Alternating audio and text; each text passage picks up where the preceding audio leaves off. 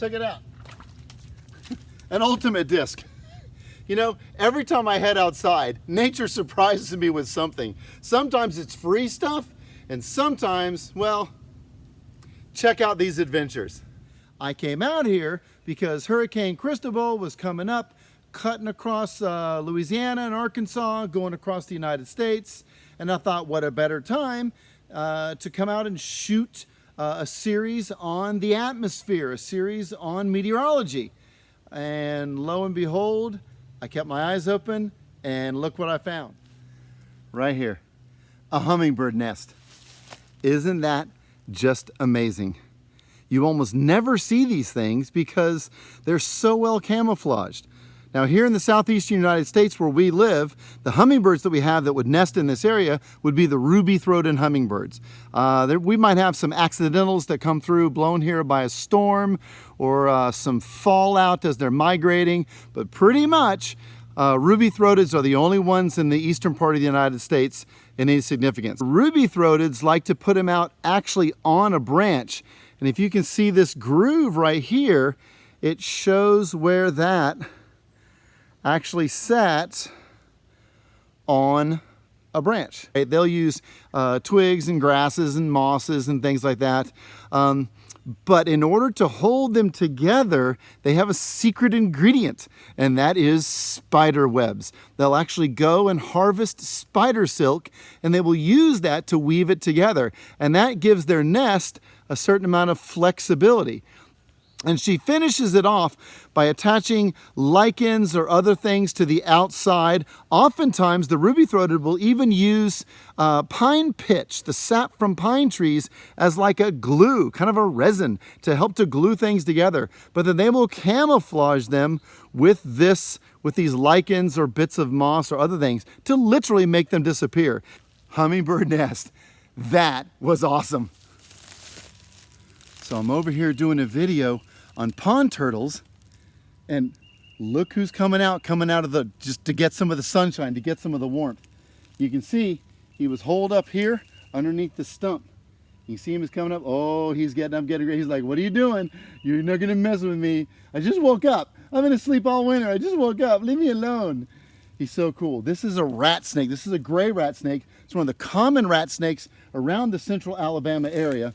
Let's see if I can get him up without him biting me. Hey, buddy. You gonna let me pick you up so I can show you off? Huh? You can let me pick you up? You're okay. You're okay. There we go. Come here. He's rattling his tail right now. Can you see it? See that tail rattling? I'm moving around. There it goes again. See it? That's their way. Not just rattlesnakes rattle, but these guys will rattle too. They stick their tail down in the grass. And as they put their tail down in the grass, there you go, you're okay. There we go, come here. There we go. All right, let's get all this junk off you. There, sweetie. Whoop. Yeah, hey, he's getting my watch.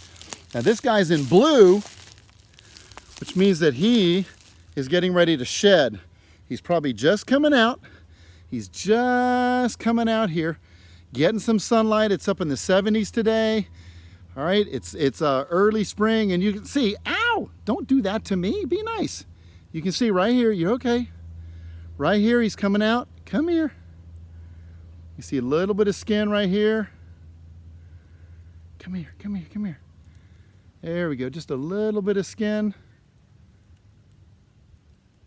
Yeah, he's starting to peel up right here. You can see that skin starting to flake off. Oh, you're okay. You're okay. Isn't he beautiful? So this is a gray rat snake. Again, one of the more common rat snakes. And you never know when you're just out here. I'm out here trying to find turtles and talk about turtles, and oh my gosh, look at this guy. He's out here too, probably not looking for turtles, but he's definitely warming up. Man, he's thick. Good, strong, thick. And he is, look at that long tail. This is the cloaca. That's where he's gonna go to the bathroom and mating, and everything's gonna happen right there. And that long tail after that, that tells me this guy, my bet is that this is a big, strong male. Nice, big male. Beautiful snake. All right, buddy. I'm going to let you back. I'm going to put you back where you were. There you go. Very cool animal. Gray rat snake while I'm trying to find turtles. Who'd have thunk it? That's amazing. I'm out here looking for frogs, and instead I find an owl pellet. It's pretty soft and squishy, but you can definitely see all the bones that are packed in. The owls that I hear around here are the barred owls. They're the ones that have the call. Really common in these swampy, wet areas. If you start to pick this apart, I come up here and look. Start to pick this apart. Let's see what I can find. Whoop! That's kind of interesting. That's a crayfish claw. Don't know about owls eating crayfish, but there it is. There's a crayfish claw. There's other parts of it, but there's definitely bones in here. Some of these look like bird bones. They're very hollow. That is femur from a squirrel. That's a squirrel bone that size. Pretty big stuff. So this guy's been eating squirrels and crayfish. Didn't know that owls eat crayfish, but there it is. Squirrels and crayfish. You never know what you're going to learn. Cool stuff.